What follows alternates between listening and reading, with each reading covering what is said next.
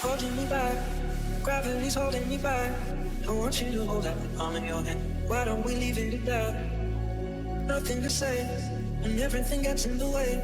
Seems you cannot be with us, and I'm the one who will stay. Oh, in this world, it's just us.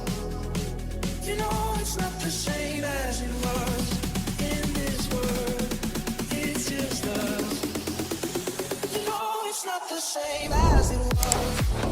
As it was. As it was.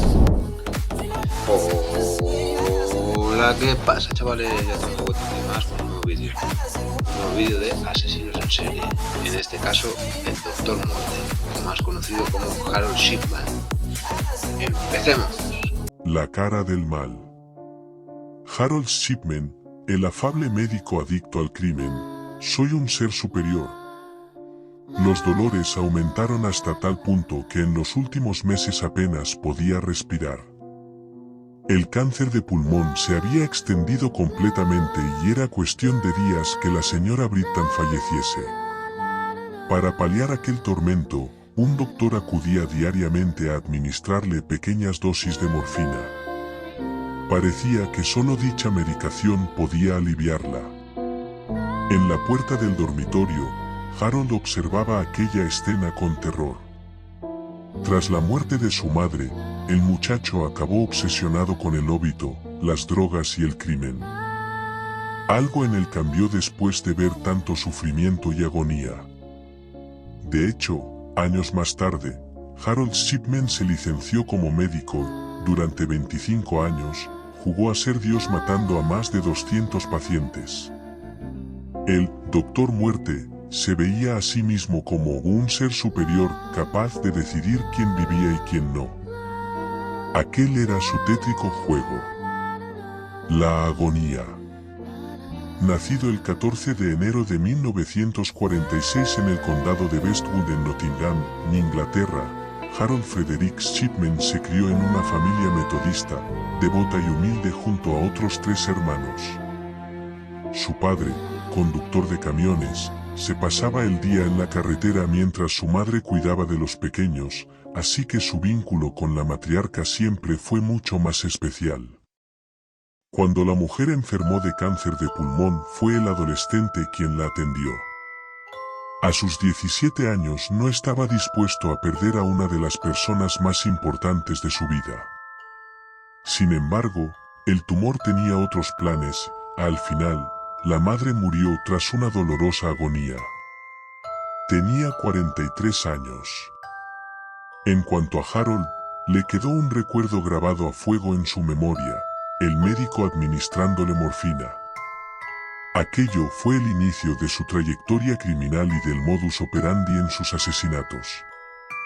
Los siguientes 2 años, Harold trató de sobrellevar la pérdida de su madre con el deporte. Fue capitán del equipo de atletismo de su instituto, pero también con drogas. Estas siempre fueron un grave problema para el joven. Su comportamiento era inestable y cambiante. Mientras que algunos compañeros lo veían como un chico afable, atento y buen estudiante, otros lo describían como un ser agresivo y violento. El cóctel diario de fármacos y sustancias estupefacientes no beneficiaban en nada a su depresión. En 1965 decidió estudiar en la Universidad de Medicina de Leeds y allí conoció a la que sería su mujer, Brimnon Saxteby. Durante el primer año de carrera, ella se quedó embarazada y decidieron casarse. El matrimonio tuvo 4 hijos y Harold terminó su licenciatura en 1970. Durante su residencia en el Pontefract General Infirmary consiguió el beneplácito tanto de colegas de profesión como de pacientes, todo lo contrario a como se mostraba en el hogar familiar. Allí desarrollaba un carácter agrio e iracundo. Pero cuando traspasaba el umbral del hospital, Harold era otra persona, tal y como le ocurrió durante su época de estudiante. Siempre disponible, competente y muy trabajador, el Dr. Shipman era muy querido por sus enfermos que llegaban a verlo incluso como un amigo por su trato cordial y cercano. Las mujeres de mediana edad y las ancianas eran su público fiel y lo describían cariñosamente como el médico de la tímida sonrisa. Nadie sospechaba que tras su semblante bonachón se escondía un asesino en serie en potencia. Durante el tiempo que formó parte de los servicios de medicina interna, pediatría, ginecología y obstetricia del Pontefract General, Harold tuvo acceso libre a la morfina. Este medicamento se administraba a las parturientas para aliviarles el dolor durante el alumbramiento, y su adicción fue increciendo. En 1974 compaginaba el trabajo en Pontefract con el de médico de familia asociado en Todmorde, Lancashire. Fue por esta época cuando tuvo su primer conflicto judicial. Lo pillaron extendiendo recetas falsas de morfina a nombre de pacientes para después utilizarla para consumo propio. Le impusieron una multa de 600 libras esterlinas, unos 680 euros. Los detestados. Un año más tarde, fue arrestado por falsificar documentos para obtener meperidina, un narcótico analgésico que se utiliza para aliviar dolores de intensidad media o alta. El tribunal lo condenó a rehabilitarse en un centro especializado. Tras recuperarse, comenzó a trabajar en varios hospitales. Uno de ellos, el Centro Médico de Ide, cerca de Manchester. A partir de 1975, Harold comenzó a matar.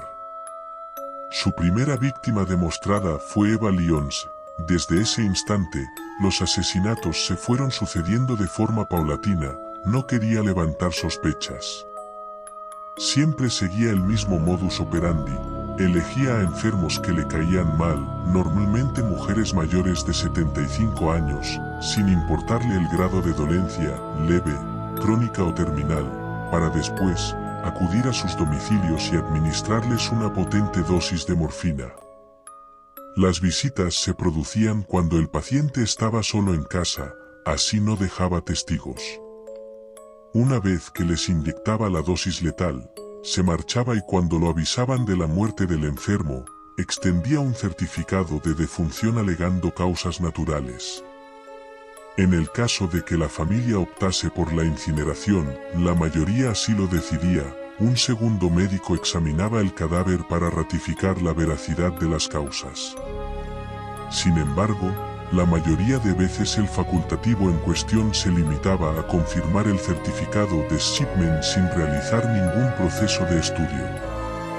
Una negligencia que permitió al denominado Doctor Muerte campar a sus anchas durante cerca de 25 años. Los asesinatos sistemáticos comenzaron cuando Harold abrió su propio consultorio en 1992. Durante 5 años atendió a más de 3.000 pacientes y más de un 10% murió en extrañas circunstancias. Tanto es así que en una misma manzana llegó a asesinar a 7 víctimas distintas.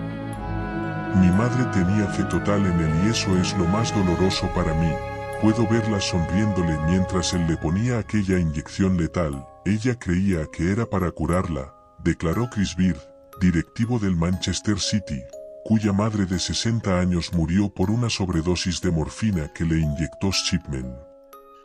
La causa que alegó en el certificado de defunción fue un paro cardíaco.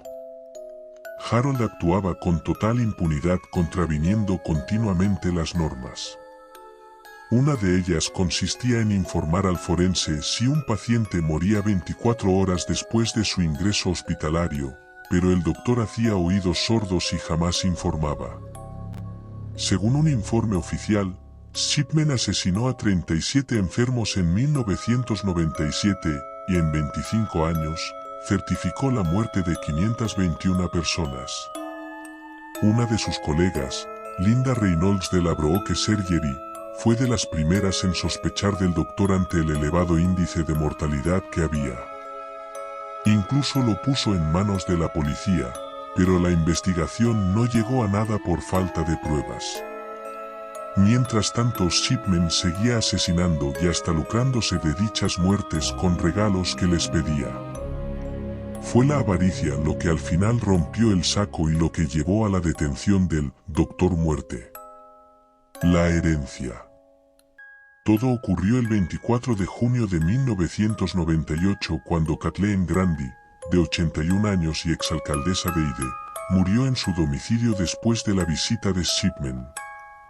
La hija de la víctima y heredera legítima, Angela Woodruff, acudió al notario para levantar el testamento y se encontró con la última voluntad de su madre. La anciana antes de morir no solo desheredó a su vástago sino que dejó todo su dinero, 386.000 libras, cerca de 440.000 euros, a su médico.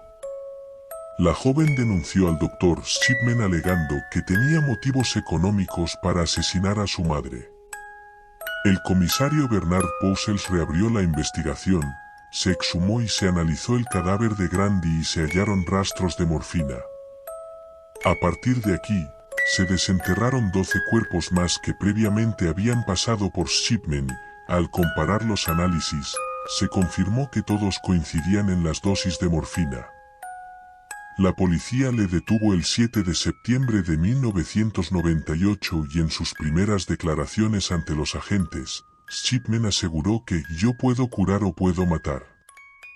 Soy un médico y en mis manos está el poder de la vida y la muerte. No soy un instrumento de Dios, cuando estoy con un paciente, yo soy Dios. Soy un ser superior». Durante la investigación del caso, las autoridades descubrieron un patrón común hasta en 15 casos, sobredosis de morfina. Con estos datos, comenzó el juicio contra Harold Shipman de la mano del juez Forbes. Era el 5 de octubre de 1999 y el procesado tenía que responder por las muertes de Marie West, Irene Turner, Lizzie Adams, Jan Lilly, Ivy Lomas, Hermione Ancra, Muriel Grimshaw, Marie King, Kathleen Wagstaff, Bianca Pamfrit, Naomi Natoul, Pamela Hillier, Maureen Ward, Winifred Meller, Joan Melia y Kathleen Grandi. Todas ellas acaecidas entre 1995 y 1997. Durante la vista judicial, los psiquiatras que analizaron a Shipman elaboraron sendos informes donde detallaban los rasgos psicopáticos de su personalidad, mataba, y después se comportaba de muy variadas formas y ofrecía múltiples explicaciones de lo que había pasado.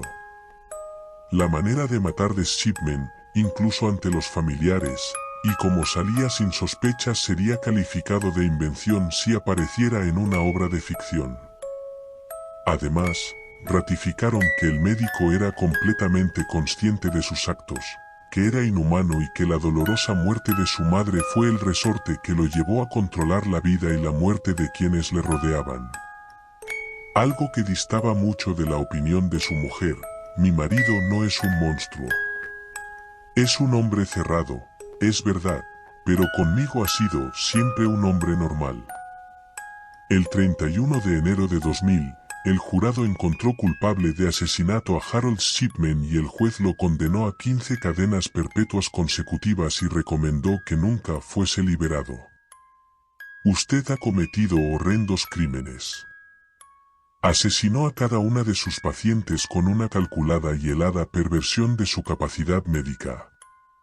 Usted era, antes que nada, el médico de estas personas, dijo el juez Forbes. Durante la lectura del veredicto, el doctor se mantuvo sonriente y tranquilo, siempre negó las imputaciones. Entre el público se encontraban su esposa y sus 4 hijos. Ante la sospecha de que Shipman no hubiese matado a tan solo 15 personas, se abrió otra investigación judicial conducida por la magistrada del Tribunal Supremo Janet Smith, investigando a un asesino en serie.